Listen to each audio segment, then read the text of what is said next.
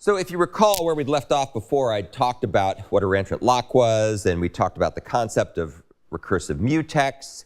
We talked about how a ReentrantLock was an implementation of a recursive mutex in Java, and I'd shown you a bunch of methods that ReentrantLock had. What we're going to do today is we're going to give you an example of using a ReentrantLock in real Java code.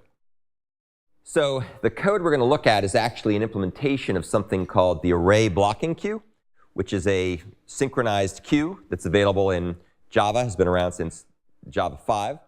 And basically, it's what's called a blocking bounded FIFO queue. So FIFO means first in, first out. So that's what the ArrayBlockingQueue is. It's also generic, so you can parameterize with the elements you want it to work on. And it extends abstract queue, which factors out some common code for a bunch of different queuing-like mechanisms. Implements the blocking queue interface, which defines key methods such as take and put that we'll be looking at here in a second. And we're going to focus on both the interface and the implementation of ArrayBlockingQueue, and you'll see how it all kind of fits together here. So internally, the ArrayBlockingQueue uses a ReentrantLock rather than a built-in monitor, the synchronized statements that you would otherwise find with built-in monitor objects. And it does that for a variety of reasons, mostly having to do with limitations of synchronized statements. Some of the things we've talked about before, like you can't do a try operation, you can't do a timed operation, you can't you can only do uninterrupted lock acquisition with synchronized statements. So there's a bunch of things that are deficiencies with synchronized statements that ReentrantLocks fix. So they use a ReentrantLock, and that's used to basically guard all the access to the state of the ArrayBlockingQueue. And the state that they're guarding are these sorts of things. These are not all of them. These are some of the key things, the key fields that are being guarded by that lock.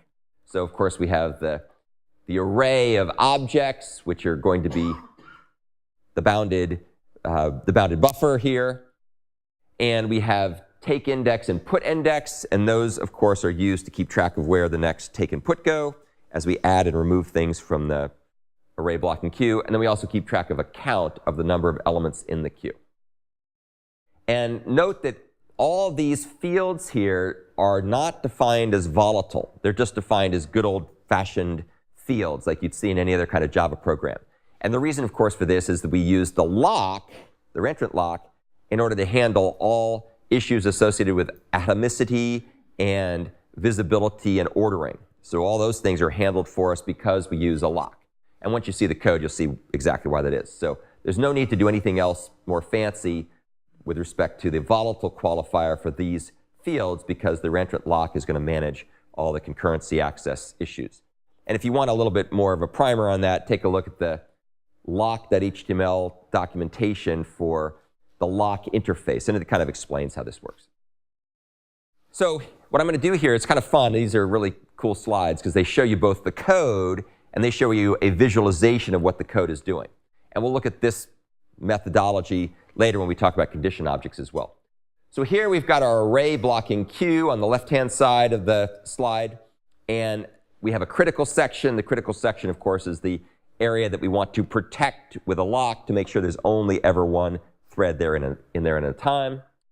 And what is happening here is when let's say we allocate a new blocking queue with 10 items in it, n, doesn't really matter how many there are, let's say there are 10 to start with.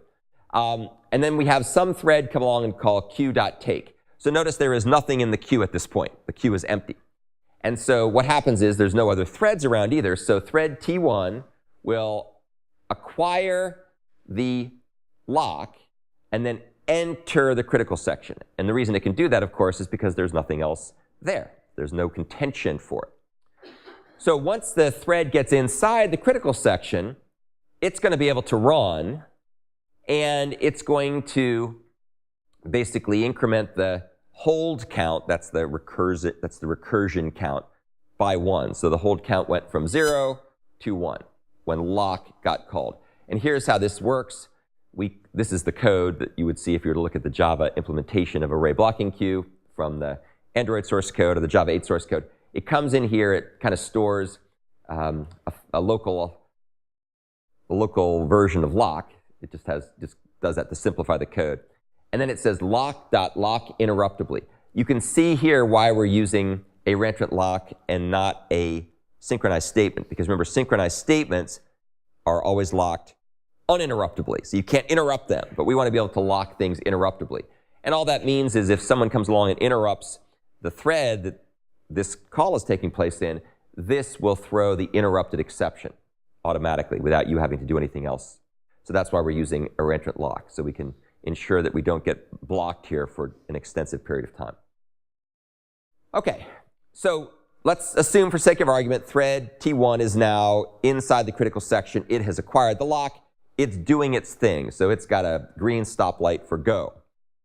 Now, let's say, just for sake of argument, that thread T2 comes along, and it calls take as well on the same array blocking queue. Well, what will happen here is that because we've already got a thread inside the critical section of array blocking queue, thread T2 can't make forward progress. It has to stop, right? It's going to end up being told, wait a second, you can't get in here because there's already another thread inside the critical section. And what it'll do is it'll essentially park itself and block until thread T1 is finished. And we'll come back and see how that happens in a second. So let's assume, again, for sake of argument, that now we're looking back at thread T1. It does its thing, and we'll look at what its thing is later when we talk about condition objects. And when it's finished, it goes ahead and calls unlock. And what unlock does is it goes back and decrements the hold count by 1, so now it's going to be 0. And then it goes ahead and releases the lock and exits the critical section. And those things sort of happen atomically. So when we're done, we end up leaving, this thread T1 leaves the critical section, which atomically releases the lock. So this thing will now be available for thread T2 to come along. So now thread T2 is going to be able to come along. Thread T1's gone off to do something else. Thread T2 will come along. Since thread T1 left, it can then go ahead and enter the critical section, and then it will get a chance to run. So thread T1 will now get its chance to start running and doing its thing, whatever its thing happens to be. In this case, it was doing a take. Okay, any questions about that? So that's the basic way in which things work with respect to a ReentrantLock. Pretty simple, actually. Cool.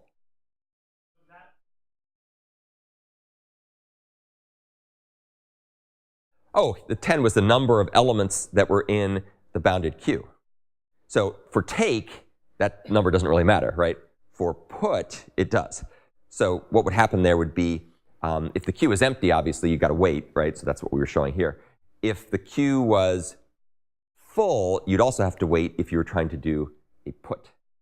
So that wasn't shown in this use case, but that's what the 10 was there for. The binary case was for being able to handle locked or unlocked, whereas the 10 was just the number of elements that could be in a queue, or the maximum capacity of the queue before it's considered full. Max? Hold count, remember we talked about recursive mutex semantics? And so recursive mutex semantics need a counter to keep track of how many times the owning thread has reacquired the lock. And so it starts out with 0, and when you acquire the lock the first time, it increments by 1. We don't show that in this case, but if for some reason this code was to call itself again, like let's say that this would be an odd implementation, but let's say take called take again, or take called another method that acquired the lock. In that case, rather than self-deadlocking, it would end up just incrementing the hold count by yet another count. So every time, with a ReentrantLock, every time the owner thread of the lock reacquires the lock, the count simply gets incremented by 1. And whenever unlock is called, the count gets decremented by 1, but it's not actually considered released until it drops back to 0. Yeah.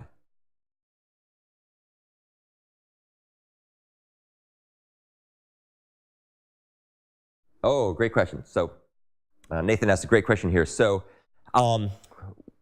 remember I talked before about how the lock was handling the visibility issues.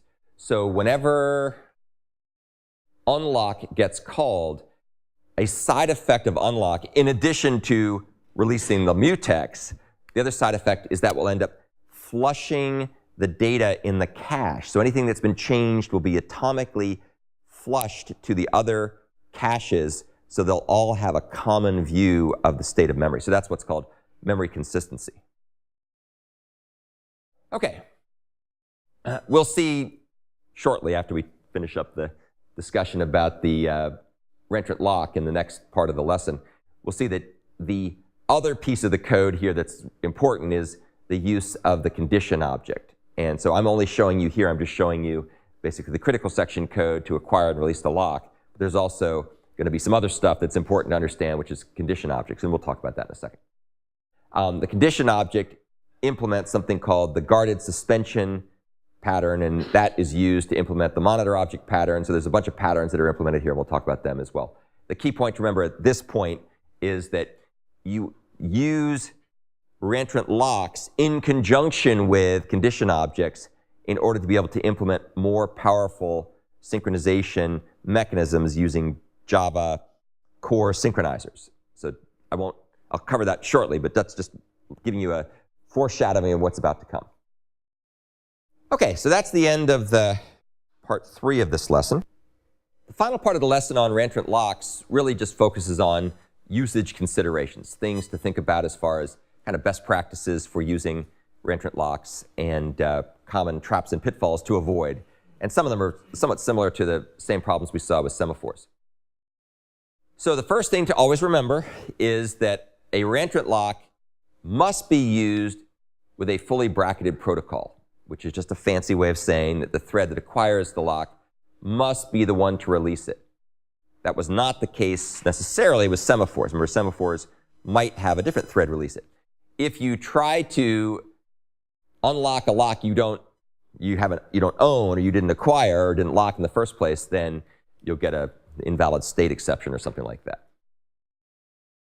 The most effective way of making sure that this is the way it works is to always use ReentrantLocks in the context of try finally blocks, as we're seeing here. So the easy way to make sure you always release the lock on the way out is to put the unlock call inside the finally portion of a try finally block.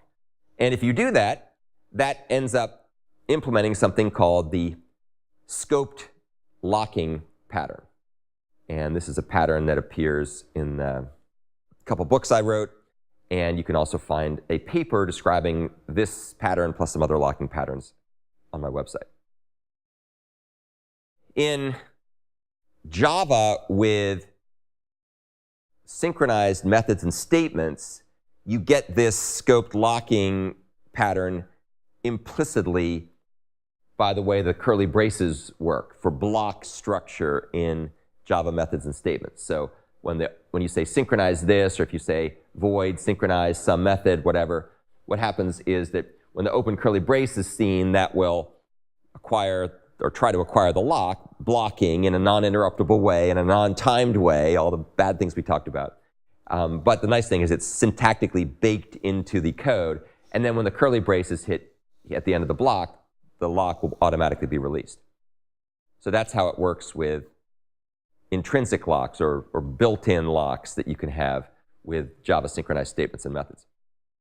In C++, this is typically done by something called resource acquisition is initialization. This is a very common idiom in C++. If you took 251 with Graham Hemingway, hopefully he talked about this idiom because it's very common. And in fact, here you can see how this works in C++.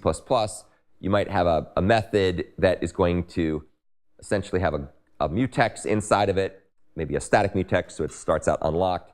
And then we're going to use something called a lock guard, which is a C++ 11 feature. And the locked guard's constructor will automatically acquire this lock. You'll do a bunch of stuff inside the method, and then when that block is left, the destructor for this lock object, this local lock object, will automatically release the mutex. So that's what this is doing. This is creating a local variable whose constructor acquires the resource and whose destructor releases it. And that's called resource acquisition is initialization. It's a common idiom in C++ to ensure block-structured acquisition and release of things using the C++ semantics of constructors and destructors. Java doesn't have something like that, which is why they have the try finally block instead, because it's just They don't believe in destructors for a variety of reasons. Actually, in my humble opinion, a little bit of an oversight. C# probably gets this better than Java does, where they do have the ability to have destructors, because not everything is memory, and so you can't rely on garbage collection to clean everything up that's a resource. There's other types of resources that need to be cleaned up when the time comes, and using block-structured resource acquisition as initialization patterns and idioms are a nice way to do that. But I digress. ReentrantLocks also support recursive mutex semantics. And let's take a look at what this means. So remember we talked about recursive mutex semantics? There's actually an example here in my GitHub repository called EX24. And this is what it does. This kind of illustrates the point that I was talking about earlier from the last quiz. So this is a cool example. It's a really cool example of a framework, simple framework, that has a lock that needs to be acquired in framework methods to protect the state, but the framework does callbacks to application code. And those callbacks are perfectly free to make calls back into the framework. And I'll explain how all this works in a second. And this example demonstrates why it's so important to have recursive semantics for your mutexes or your ReentrantLocks in order for this to work properly, because it shows two examples. One that uses a recursive lock, ReentrantLock, and one that uses a non-reentrant lock, which is called a stamp lock. And of course, the stamp lock version blows up. So here's what the program does. It actually implements a variant of the Android countdown timer class. A countdown timer is a timer where you give it a count, like, 30,000, and you give it the intervals at which you want it counted down. So you might say, for 30,000 milliseconds, every 1,000 milliseconds, I want the timer to go off to do something. So that's called a countdown timer. You give it a starting point and an ending point, and it counts down. And how it works under the hood is we've got a countdown timer object. This is what you can see if you look at this, or countdown timer class. And it's got methods like start, so you can start the countdown, cancel, so you can stop the countdown, and then it's got a couple of hook methods, onFinish and onTick. And the idea here is that every interval of time, the framework's going to call back the onTick method so you can do something in response. The way this is typically used in Android, of course, would be you would have some kind of like a timer, like a stopwatch, and every onTick call, it's going to update a display to give you a new value, right? Like, 30, 29, 28, 27, right? It's going to count down and display those things. Think of it like, I don't know, Mission Impossible or something like that, or James Bond. A bomb's going to go and it's going to count down, or maybe it's the 2-minute drill in a football game.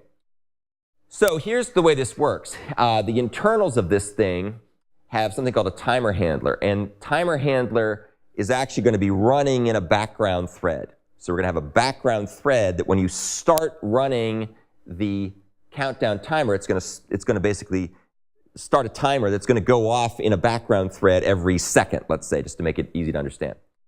So what's going to happen in here is in the run method of this background timer handler, every second, we're going to come in here. It's going to acquire the lock, and then it's going to call back the onTick hook, indicating how many milliseconds are left. So let's say it's 29,000 milliseconds, 28,000 milliseconds, 27,000 milliseconds, whatever. So it's going to call back every second with the lock held. And it needs the lock held because it doesn't want another thread to come along and cancel or do other things and destroy the internal state of the countdown timer. So let's assume that when the onTick callback is made, now that's going from, this is a call in the framework, right? This is an implementation of the timer handler inside the countdown timer framework. Now it's calling back to hook method code that can be overridden by an application. And what this hook method is going to do is it's going to say, well, if it's, 15 seconds, I want to cancel. Or if the phase of the moon is blue, I want to cancel. Whatever it is, it's going to say, I want to cancel this thing. So the onTick callback method can call back into the framework code. But notice that when onTick was called, the lock was held. We need to hold that across the callback. Remember I talked about object-oriented frameworks and callbacks and all this stuff? So this is an example of that. So let's say when cancel is called, now we go over here, and cancel also needs to acquire the lock because it doesn't know the context in which it's being called. It just knows that it's being called. And so notice that this lock is already held. If this call to lock on mlock is not a recursive mutex semantic call, then this code is going to self-deadlock because it's going to block waiting for this lock to be released. But of course, it won't ever be released because it's waiting for the lock to be released. And it's in a callback that's calling into the framework again. So this lock must be recursive, which in one of the variants of my little example program, it is. So it works fine. But when you run it again and it uses non-recursive mutex semantics, then of course this lock will have been acquired, the callback will have been made, cancel will have been called, and now we have to try to go back in and it calls lock on the non-recursive implementation, which in this case is something called a stamped lock, which we'll talk about later. It's another Java 8 synchronizer that has other good properties, but reentrancy is not one of them. And so that will end up blocking forever on self-deadlock because it's trying to reacquire a lock that's already held. So if you're still mystified and befuddled by what a recursive mutex is and the importance of that, just take a look at this example, run it. It's just a command line window, and it explains what's happening and does stuff. It's really cool, but it's real short. It also illustrates some other interesting uses of things like scheduled executor service and so on. OK, so ReentrantLocks are fairly simple, but they're also tedious and error-prone to program due to common traps and pitfalls. Some of these are very similar to the same problems we saw with semaphores, except now I have cooler graphics. So a common thing to do is to acquire a lock and then hold it for a really long time for something that doesn't really need to have the lock held, and then release the lock. So you might do a bunch of things inside this for loop that really don't involve the lock at all, but you've got it held, and so everybody else is locked out, right? So they're trying to get in, but they're locked out. So one problem is holding a lock for a long time without actually needing it to be held for that length of time. Another common problem is to acquire a lock and then forget to release it, right? You return without releasing the lock. And since, as we talked about before, ReentrantLocks are not like C++ resource acquisition is initialization, or they're not like scoped, they're not like synchronized methods or statements. The fact that you hit a curly brace doesn't automatically release anything. In that case, if you forget to release a lock, then you're just stuck and you're going to end up deadlocking everything else. Really bad problem, by the way. So, of course, the solution for that is to use the try finally block and so on in order to ensure that everything gets released. It's very rare that you get a chance to talk about Engelbert Humperdinck in the context of Java concurrency, but he wrote a song called Please Release Me, which was probably popular in like 1964 or something like that. So it's my only thing I could think of to remind you about releasing stuff. So this lock really wants to be released. And there's Engelbert. Another sort of converse problem is to release a lock that you never locked in the first place. So this will end up throwing an exception, like an invalid state exception. And that happens either if you forget to release the lock or you double release the lock, which is another common problem you can make. And that happens if you release a lock inside of a try block and then also release it again inside the finally part of the try finally block. So be careful that you use your locks in such a way that don't release things multiple times. And of course, the biggest problem of all, the granddaddy of all these things is to forget to acquire a lock in the first place. So in that case, you can end up with race conditions because you're accessing this code that has not properly been synchronized. And we'll talk more about that. That's probably the biggest problem. And of course, the locks don't solve that unless you call them properly. OK, so that's the end of part 4.